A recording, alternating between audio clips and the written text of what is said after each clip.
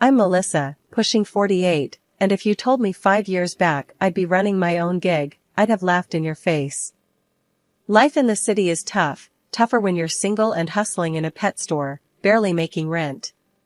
But here I am, owner of Urban Paws, a pet care agency born out of necessity when the world turned upside down, thanks to a pandemic. My days are a blur of barking dogs, purring cats, and the occasional parrot telling me off. But it's mine, every bit of it, from the chewed-up leashes to the last-minute pet-sitting requests. Melissa, the Johnson's terrier, got into the trash again. It's like the 5th time this month.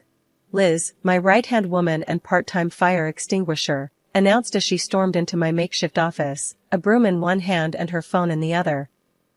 Tell them it's time for some crate training. And bill M for the extra cleanup. I shot back without looking up from my laptop. The screen was a battlefield of schedules, bookings, and the never-ending list of tasks that came with running a small business. It was just another Tuesday, or so I thought, bustling with the usual chaos of barks and meows, when Jack strolled in. He had this big, scruffy dog with him, a Great Dane with eyes as kind as his owner's. Hey, I'm Jack. God told you're the best in town for keeping critters happy when their humans are away. Is it true? He asked, his voice smooth, but edged with a hint of playfulness. I couldn't help but smile, brushing a stray hair from my face. I guess you'll have to find out for yourself, won't you? What's the big guy's name? Thor.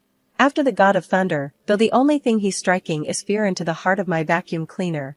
Jack quipped, and I laughed, genuinely. It was the first time in a long time that a client's visit felt more like a casual chat between friends. Over the next few weeks, Jack became more than just a client. He'd pop in not just to drop off Thor, but to bring us coffee, to chat, and sometimes, I suspected, just to see me. You know, Melissa, I think Thor's got a better social life than I do now, thanks to you, he said one day, leaning casually against the counter. Maybe you need to get out more, or maybe Thor's just more charming than you. I teased back, enjoying the easy banter that had developed between us. Jack's visits became the highlight of my day, a pleasant distraction from the endless responsibilities of running a business. It wasn't long before he asked me out, catching me completely off guard. Melissa, would you, I don't know, like to grab dinner with me sometime? Not as Thor's human, but just as, well, you and me? I remember blinking at him, surprised, my heart racing for reasons I couldn't quite understand. Are you asking me out on a date, Jack? Yeah, I guess I am. What do you say? It was all so unexpected. My life had been about work, about surviving and making it on my own. Yet, here was Jack, looking at me with those hopeful eyes, and all I could think was, why not? Sure, why not? Let's do dinner. That dinner was the first of many, the beginning of something neither of us fully understood but were eager to explore. Jack was different from anyone I'd ever known. He was kind, sure, but there was a toughness to him, a resilience that resonated with my own. We talked about everything and nothing, from our dreams to our pasts, and everything in between. A year later, when Jack asked me to marry him, it didn't come as a shock. It felt right, like the next step in our journey together. I said yes without hesitation, excited for what the future held for us. I never thought I'd find someone like you, Melissa. You've changed my life in the best possible way, Jack said, his voice thick with emotion. And you've given me a reason to believe in love again, Jack. I can't wait to see where this adventure takes us, I replied, my heart full. Our engagement was a testament to the unexpected twists life can throw at you. From the moment Jack and Thor walked into my life, everything changed. I found love, companionship, and a sense of belonging I hadn't realized I was missing. Jack's parents, an amazingly kind and sweet married couple, accepted me as their own daughter. We sometimes came to visit them. I helped Jack's mother set the table, while Jack and his father discussed another basketball game. It was real, you know? Life's funny, you know? One day you're floating on cloud 9, everything's peachy, and then boom, it all starts to crumble. That's exactly what happened with Jack and me. It all started so subtle, I barely noticed. But let me backtrack a bit and give you the full picture. I was knee-deep in paperwork at the agency when Jack started mentioning he felt off. At first, it was just the odd sniffle here and there, nothing to write home about. But then, it escalated. Colds, backaches, you name it. I figured we all hit a rough patch, health-wise, but Jack, he took it to another level. One evening, I came home later than usual, the pet agency was buzzing, and I was juggling a million things at once. Jack was sprawled on the couch, looking miserable. "Babe, I'm feeling crappy again," he groaned as I dropped my keys on the counter. I sighed, hanging up my coat. "You've been saying that a lot. Maybe it's time to see a doctor? Or we could try switching up our diet, get you on some vitamins?" Jack's response was a scoff. "Oh, great, Melissa.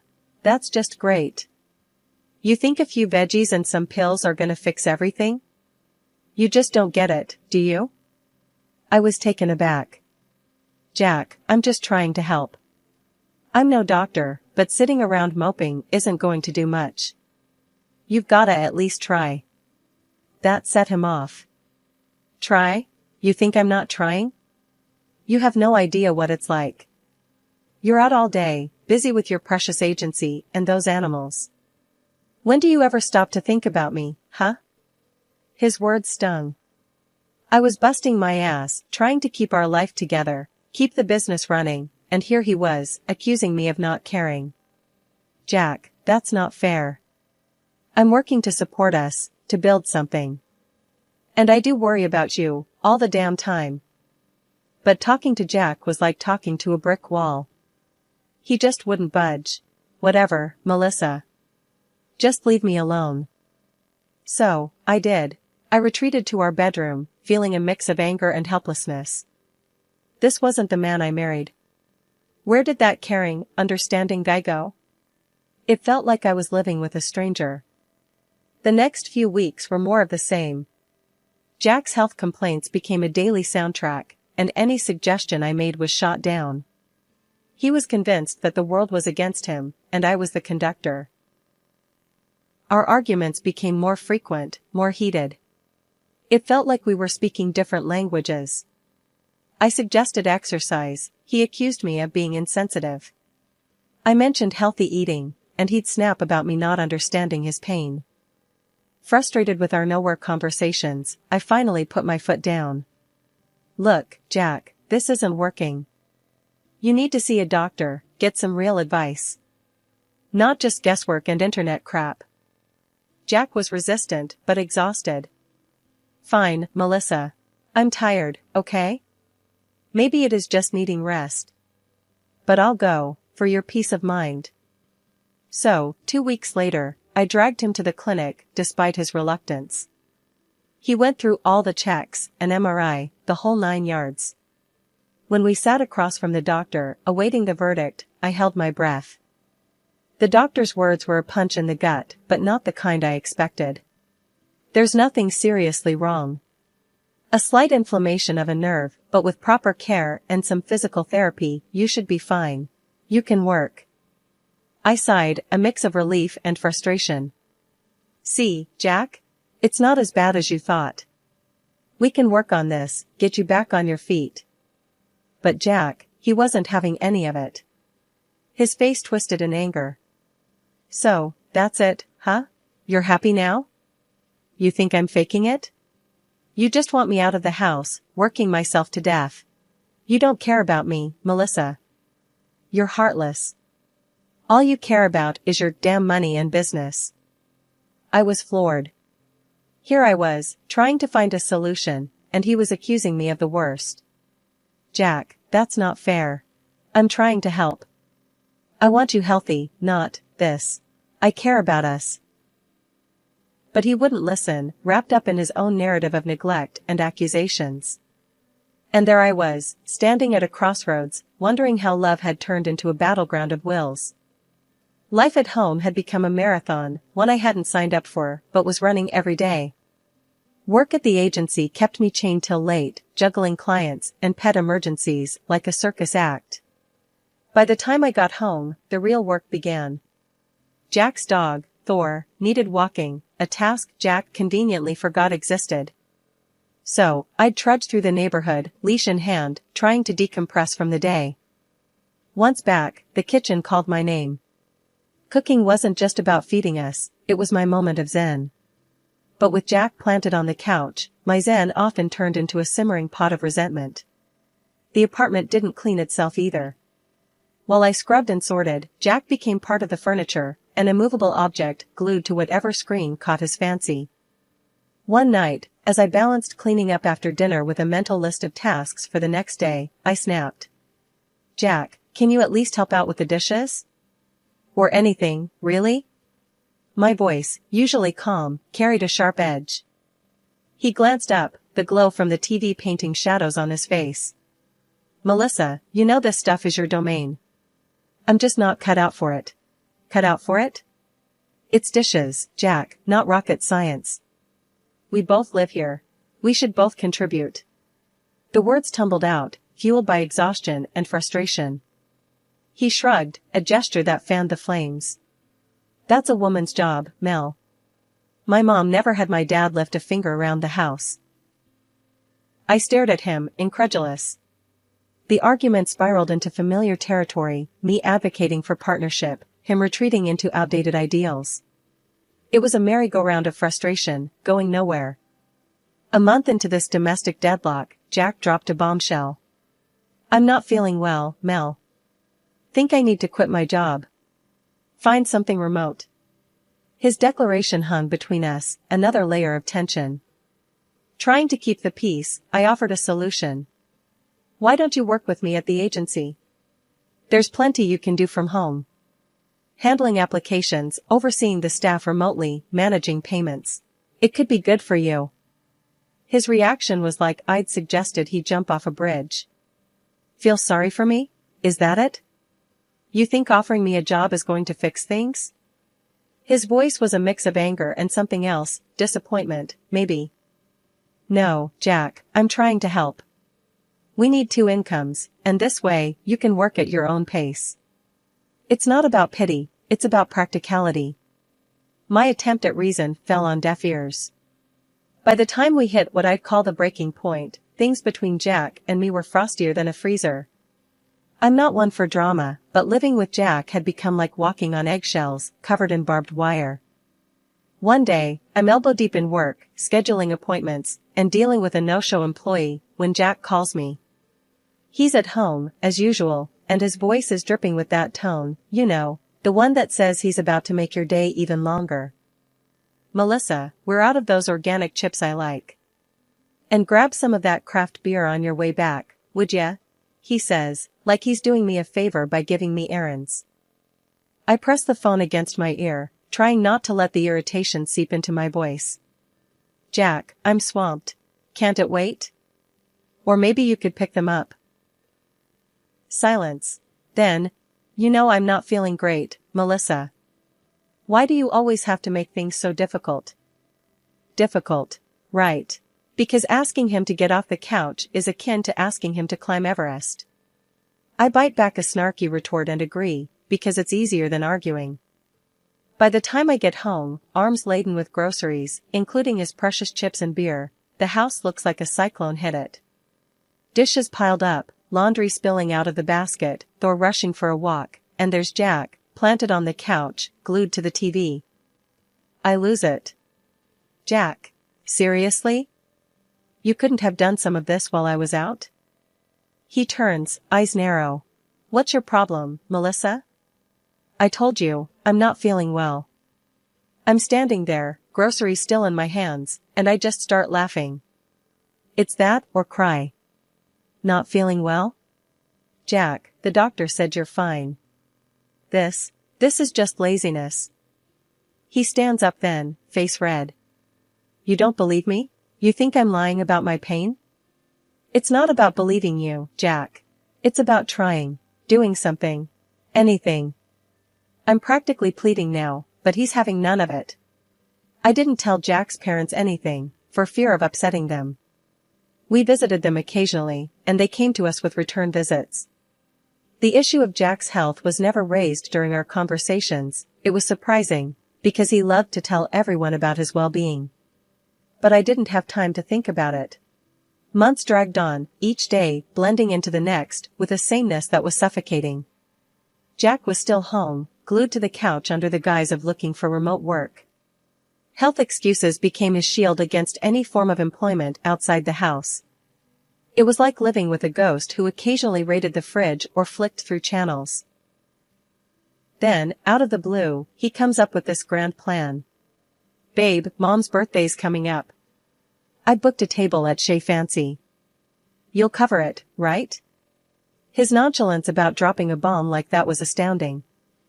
I stared at him, feeling a mix of anger and disbelief boiling inside. "Cover it? Jack, are you out of your mind?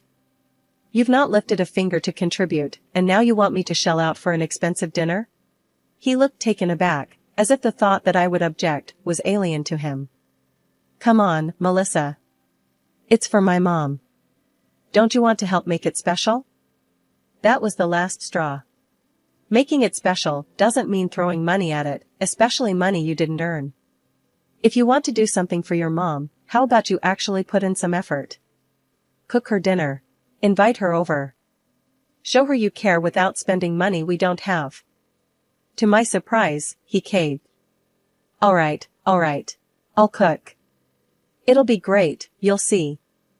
Suddenly, the affectionate and attentive Jack I remembered from our early days made a brief reappearance. It was enough to kindle a flicker of hope in me. Maybe this was the turning point. Maybe things could get back to how they were. But life has a way of dashing hopes with brutal efficiency. On the day of the big dinner, I was slammed by a nasty bug. Head pounding, legs aching, the works. I could barely stand up straight.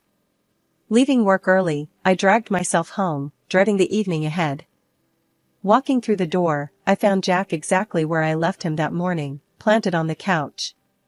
"Jack, I'm really not feeling well. How's dinner coming along?" He didn't even have the decency to look embarrassed. "Oh, my back's acting up again. Can't stand, let alone cook. Maybe we can just do the restaurant thing?" I was floored. "You've got to be kidding. I'm barely standing here, Jack. And you want to go out? We can't afford that dinner." He had the gall to look annoyed. "Well, what do you want me to do, Melissa? Magic up a meal? You know how my back is. Maybe you could." The truth hit me like a ton of bricks. Jack was never going to cook that dinner. It was all just another one of his games, a deception dressed up in false promises. Standing there, feeling like my body was at war with itself, I told Jack about how sick I felt, hoping for a sliver of sympathy, maybe even a touch of care. But what I got was a cold shoulder.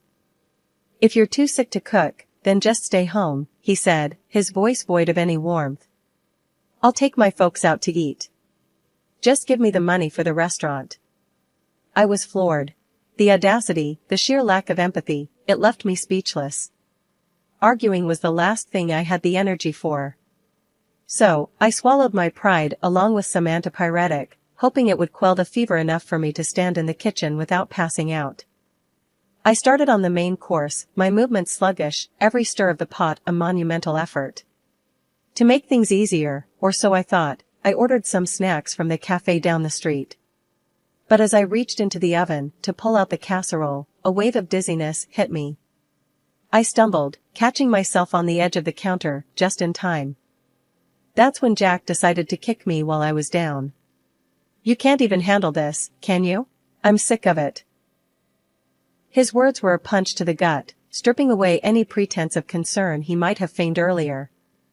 I was doing my best, sick as a dog, trying to hold everything together, and here he was, berating me for not living up to some impossible standard. I swayed again, barely able to stand on my feet. And then the kitchen door slammed open with a force that made us both jump. It was Jack's parents. At that moment, everything changed. Their faces were a mix of shock and anger, immediately rushing over to me as I nearly collapsed. His mom, her eyes wide with worry, helped me to the couch, her glance flitting between me and Jack with disbelief. "Why on earth didn't you cancel dinner, Jack? Forcing Melissa to cook when she's this sick," she exclaimed, her voice a mixture of anger and concern. Hearing her, I couldn't hold back my tears anymore. The frustration, the loneliness, the sheer exhaustion of it all came pouring out. "We've been on thin ice for ages," I sobbed, telling her about the years of taking care of Jack, his endless ailments, his refusal to work, and the sea of bills for gadgets and gizmos that just gathered dust. I showed her the receipts, evidence of our spiraling debt. She was stunned. "Why didn't you say anything sooner, dear? About his sickness, his job?" I wiped my eyes, looking down. "I didn't want to upset you. I hoped he'd change." She turned to Jack then, her hands gripping his shoulders like she could shake some sense into him. "Why, Jack? Why put Melissa through all this?" And then, she shared something I never knew. Jack had a history of faking illness to avoid responsibilities, a pattern stretching back to his school days. My heart sank. The realization hit me like a truck: my marriage was over. I couldn't tether my life to someone so unwilling to be a partner, so dependent on the sacrifices of others. His parents didn't spare him, their disappointment clear as day. "We've indulged you for too long," his dad said, voice hard with a finality that brooked no argument. "I can't do this anymore. I want a divorce," I declared, the words heavy, but freeing. His mom nodded, her eyes sad, but understanding. "I would do the same, dear." They then turned to Jack, their final verdict chilling. "Don't expect any more help from us. And forget about any inheritance if you don't turn your life around." Jack's reaction was desperate, a stark contrast to his usual apathy. He pleaded, begged even, but his mom just pushed him away. "You owe Melissa an apology, not us." But I was done. Done with the excuses, the lies, the endless cycle of hope and disappointment. It was time to move on, to rebuild from the ashes of what was supposed to be my happily ever after. Jack's pleas fell on deaf ears. My decision was made. It was time for a new beginning, one where I could find happiness and peace, free from the weight of carrying us both. After the dust of divorce settled, I threw myself into my work and the company of the animals I dedicated my life to. It was clear, the path ahead was mine alone to carve, and frankly, I relished the freedom. The end of my marriage, while a chapter one wouldn't choose to reread, taught me lessons I'd carry forever. It wasn't about regret, it was about growth. Jack, on his end, managed to snag himself a job, nothing fancy, but enough to keep him afloat in some modest digs. Last I heard, he's been playing the sympathy card hard, telling anyone who'd listen how I left him in his hour of need. But our mutual friends? They knew the score. They saw through his tales and, from what trickled back to me, his stories earned them more eye rolls than sympathies. The day he showed up at my office was a test I didn't know I was ready for until it happened. There he was, standing in the lobby with a bouquet of flowers that looked as out of place in his hands as sincerity in his apologies. I spotted him the moment I stepped out of my office, the sight bringing a mix of irritation and a weird sense of déjà vu. "What are you doing here, Jack?" I asked, not bothering to mask the edge in my voice. He shuffled, looking everywhere but at me. I wanted to say I'm sorry, Melissa. I've changed. I was hoping we could." "Stop." I cut him off, holding up a hand. "Just stop, Jack. You haven't changed. You're just sorry you're on your own now." He tried to interject, the flowers extended towards me like a peace offering. But I was done accepting anything from him. "Save it, Jack. I'm not the person you left behind anymore.